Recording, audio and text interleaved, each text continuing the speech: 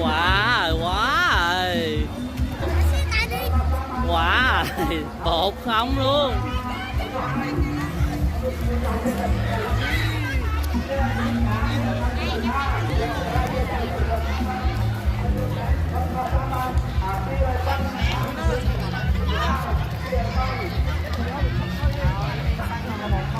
Quá trời, nguyên sân bột không này, quá trời, quá rồi, quá rồi, quá rồi, quá rồi, quá rồi, quá rồi.